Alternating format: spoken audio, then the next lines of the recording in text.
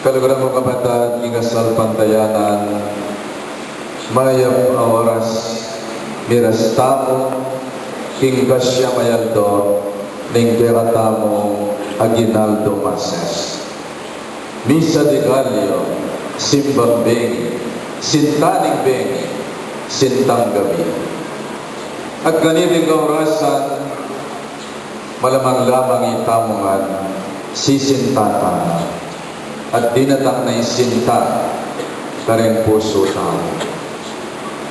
Our 9 days morning masses remind us of the 9 months conception of a baby in the womb of our mother. And during the 9 months of conception, balo tamo, meron kareng milagrong meganap, king sepupuna ning Hindu. During the first 7 days, the heart of a child is formed. Then during the coming months and days, before may kayang brain, ing kayang gamat, ing kayang bitis. Then may ayaliwan ang organs ning kayang katawan. Miras siyang 5 bulan, kana mabulan, 7 bulan, kasya mabulan. Ampoy ng kayang full term, bibait siya kiniking yato. Kembong kabaluan tamo king gynecology. Patsi mibait siyang kana mabulan na pumul. E nagyong mag-survive outside the womb. Magkasakit siya. Maya pa rin 7, mabibiyela. 8, delikado lang. Then full term, mibabait lang. Kembong karanasan ko king AUF Medical Center bilang chaplain. Putang dumalang ko king nursery. Babies are bubbling with energy. Mekat makabalot lang lampin to simulate the environment of the womb. Makatangad lang yung metong asulu to make them feel the warmth of a mother's heart and a mother's embrace. At din may babayit maputlala, uling may kulangan laging vitamins and minerals. At sula pa mo king sepupunan, may papuren na lang. At din naman may bayit asnanong kalusot, uling minantabing of gynecology, king pandagulat development, ning metamapitos within the womb. May bayit tamong ating gamat, sapat ing ating tamong gamat. We have to grow in full term in our Christian life, in our Christian faith. May bayit tamong ating puso, but we have to grow in love. Love of God and love of neighbor. May bayit tamong ating bilis, but we have to grow in the service of God and in one another.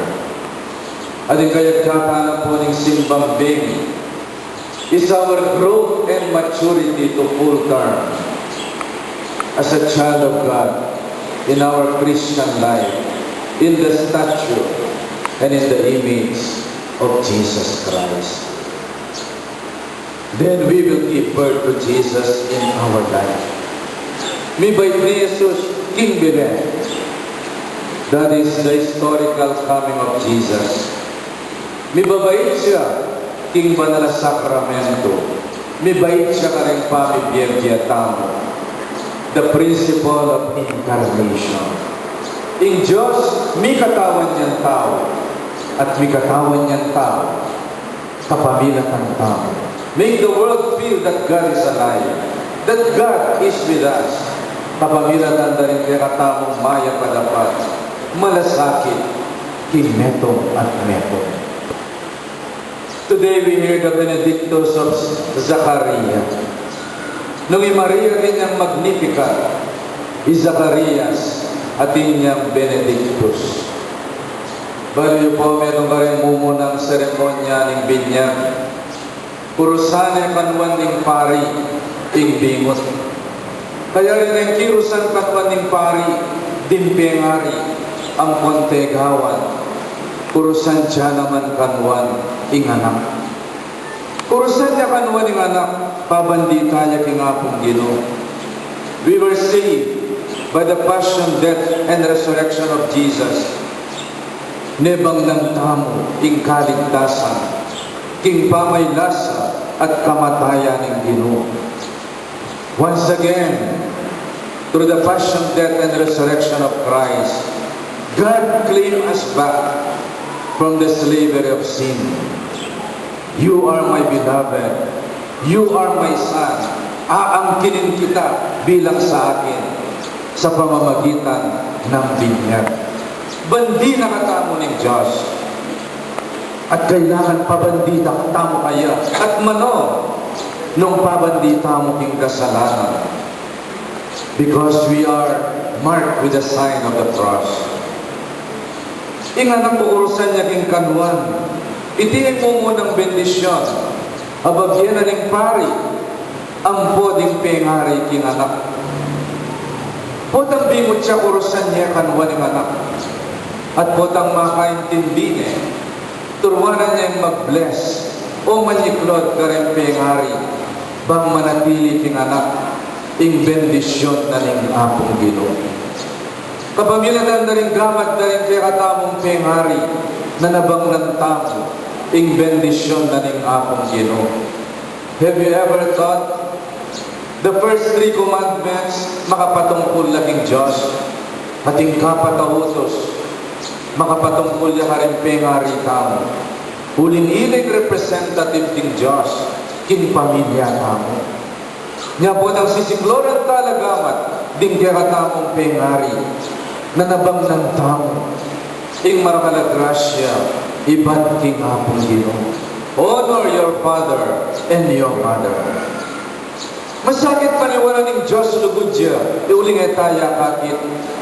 Pero masabulit paniwala ng Diyos lugudya, in the arms of our loving and kind parents, amita buyot kaya katamo, king kaya katamong pamibiyebye. Lugod pengari, lugod apong Ginoo. My dear brothers and sisters, bendisyonan may anak. Nani po rin nasabihan ng Benedictus, bendisyon, benediction. Ingamanong Benedictus, iba siya po ingamanong BENE, It consists of 2 Latin words, BENE, maya, DICERE, to say.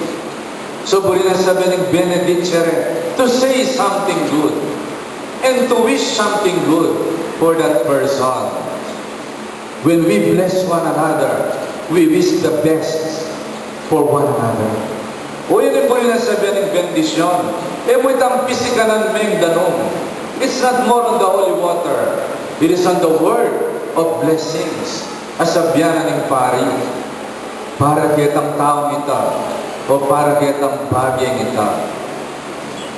As we listen to the Benedictus of Zechariah, the Lord is inviting us to bless one another, to wish the best for one another.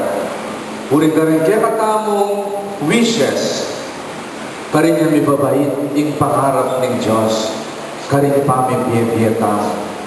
Bunga nakatamo ng pangarap, daring kaya katamong pengari. Pengarapan da may kamasanting tamong biye. Pengarapan da makapag-aral tamo. Pengarapan da maging malusog tamo. In reality, ding pangarap ding pengari tamo. Ilang pangarap ng Diyos para king metong at metong kaya katamo. So we grow and develop in full term as Christians and as children of God. Kasanding ang pangarap. At itamo sana mangarap tamo, kambeda rin kaya katamong pengari, kambeling Diyos. May harap ay Mariam po Jose, kambeda rin apong Ginoo. Mibay siya, Jesus King BENE. Benedictus. Anong sasabi ng Ebanghelyo tamong ini? Datang kang makauna king Ginoo, bangis sa jamin daganana. At iturume king kayang bahin, ing dala ning kaligtasan, ing pangapatawad, daring karelang kasalanan. Ing Diyos tamo tunay ang mapaglunos at maganapa. The Lord has not given us up. Huling kaluguran ang katamo. Huling ning pawagan na kaya katamo ning Diyos. Meto nga Diyos sa manyadsan. Ing Diyos mapaglunos siya at maganapa. In spite of the many blunders in our Christian living and human life, here is a God who is maganapa, ang buong mapaglunos. Meto nga Diyos ay lang sawang mamatawad kaya katamo, sumangit na rin kakulangan tamo, huling maganakaya. Pengari nga ng sinawang, mamatawad, manupaya kaya katamo, huling kaluguran na katamo. Kaluguran min pengari, salamat po kaya kayo, sidsad nyo kami, kaya lulusan nyo kami, pepatawaran nyo kami, at kaya kayong pamamatawad, aranasan mi, inlugod ng Diyos. Ing munag ning kaligtasan, ipasyag na kaya at iba't banwa, sunlagya, karingat tsuking karalunduman. Hoy ni ing masanting ng parasan, ing munag ning kaligtasan. Ing munag ning kaligtasan at tune, podang ikang anak, may garal kang masalese. At tune ing munag ning kaligtasan, ing munag ning masanting apami biye-biye. Ngayon kayong anak, sana kang bedik pamanantabe daring kaya yung pengari. Isad-sad yung masalese, ing pamagaralyo.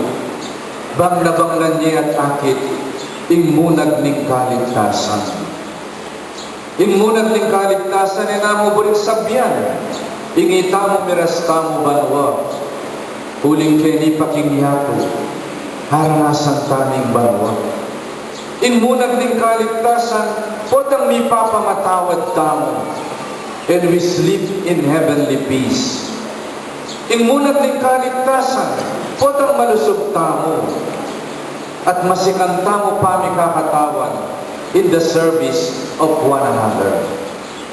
Ing munag ning kaligtasan, potang manawa yung biyatamo, huling mayari tamo kin pamagaral, at itang kabyasnan apigdulapan tamo for so many years, yung magdalang kaligtasan kaya katamo. Munag ning kaligtasan, potang managana, ing grasya ning apong Ginoo, karing puso tamo, karing pamibiyay tamo. Benedictus, let us say something good. Let us wish all the best for one another. Talagang tamo.